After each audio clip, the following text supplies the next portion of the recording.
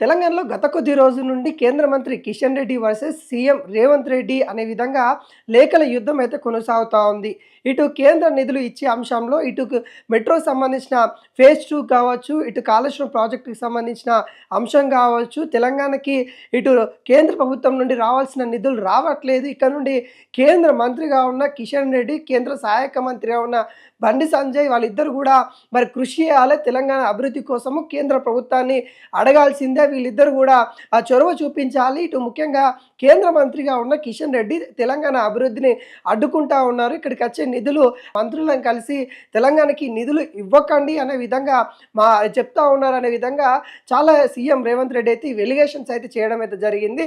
ఈ నేపథ్యంలో వీటన్నిటిపై చొరవ తీసుకోవాలంటూ సీఎం రేవంత్ రెడ్డి ఇటు మెట్రోకి సంబంధించిన ఫేజ్ 2 పనులకు సంబంధించి నిధులు కావాలంటూ దానికి కిషన్ రెడ్డి స్పందించాలి, కేంద్ర మంత్రులతోని మాట్లాడాలి అంటూ కేంద్ర మంత్రుల యొక్క అపాయింట్మెంట్ ఇప్పియాలి అంటూ ఇటు కిషన్ రెడ్డికి లేఖ రాయడం జరిగింది సీఎం రేవంత్ రెడ్డి.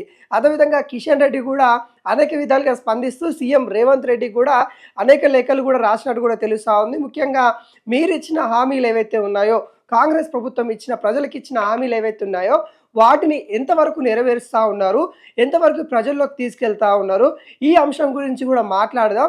మీ యొక్క నాయకుడైన మరి రాహుల్ గాంధీ యొక్క అపాయింట్మెంట్ ఇవ్వండి అన్నట్టుగా ఇటు కేంద్ర మంత్రి కిషన్ రెడ్డి కూడా అడిగినట్టు కూడా కనబడతా ఉంది. అదేవిధంగా ఇటు రేవంత్ రెడ్డి ఏదైతే సింగరేణిలో సంబంధించిన అంశం పైన కూడా సింగరేణిలో బొగ్గు గనులకు సంబంధించి కూడా అక్కడ కూడా కుంభకోణం జరిగింది. బొగ్గు ఏదైతే చాలా వరకు అక్కడ అవినీతి జరుగుతూ ఉంది, వాటిపైన కూడా కేంద్ర ప్రభుత్వం చొరవ తీపించుకోవాలని వాటిపైన కూడా ఇటు లేఖ రాసినట్టు కూడా తెలుస్తూ ఉంది. వీటన్నిటిపైన కూడా ఇద్దరి మధ్య లేఖల యుద్ధం అయితే కొనసాగుతూ ఉంది.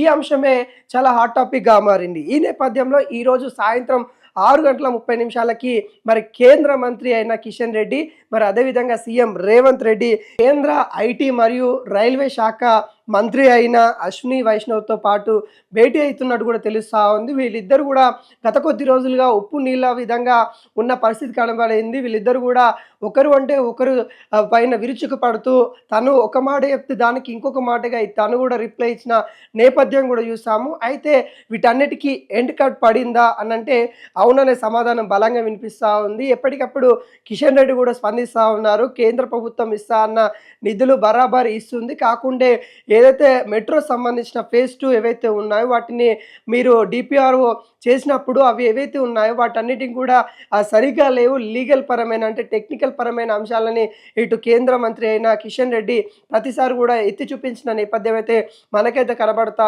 ఉంది. ఏవైతే గతంలో బీఆర్ఎస్ ప్రభుత్వం ఉన్నప్పుడు మెట్రో ఫేజ్ 2కి సంబంధించిన ఏవైతే ప్రణాళిక ఉందో వాటిని కాదని సీఎం రేవంత్ రెడ్డి మరో విధంగా తీసుకురావడం అది విరుద్ధంగా ఉంది. తన యొక్క బ్రదర్స్కి అంటే రేవంత్ రెడ్డి సంబంధించిన బ్రదర్స్కి సంబంధించిన ల్యాండ్ వరకు మెట్రో లైన్ వెళ్తా ఉంది. వాళ్ళ అన్నదమ్ముల కోసము మేము మెట్రో లైన్ వేయలేము అన్నట్టుగా ఇటు బీజేపీ నేతలు కూడా చెప్పారు. దాంట్లో భాగంగానే ఇటు బీజేపీ తెలంగాణ అధ్యక్షులైన రామచంద్రరావు కూడా అనేక విధాలుగా కౌంటరించిన పరిస్థితి కూడా మనం చూస్తూనే ఉన్నాము. ఈ నేపథ్యంలో అనేక సార్లు కూడా ఇటు కాళేశ్వరం ప్రాజెక్టు సంబంధించి ఇటు మహారాష్ట్ర సీఎం యొక్క అపాయింట్మెంట్ ఖచ్చితంగా కేంద్ర మంత్రి సహకరించాలి, కోరాలి, అక్కడున్న ప్రభుత్వం కూడా మీదే కాబట్టి మరి మీరు కూడా అక్కడ చొరవ చూపించాలి అన్నట్టుగా కోరడం అయితే జరిగింది. అదేవిధంగా అనేక అంశాలపైన కూడా ఇటు కేంద్ర మంత్రి అయిన కిషన్ రెడ్డి మరియు సీఎం రేవంత్ రెడ్డి మధ్య లేఖల యుద్ధం అయితే కొనసాగుతూ ఉంది. ఆ లేఖల యుద్ధం మరి ఈరోజు కేంద్ర మంత్రి అయిన అశ్విని వైష్ణవ్తో భేటీ అవుతూ ఉన్నారు కాబట్టి ఏమైనా తగ్గే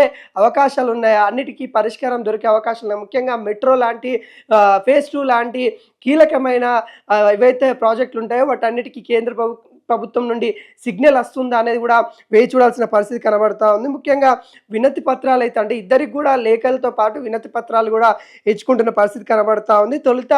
మొదటిగా అంటే ఈ కాళేశ్వరం సంబంధించిన ప్రాజెక్ట్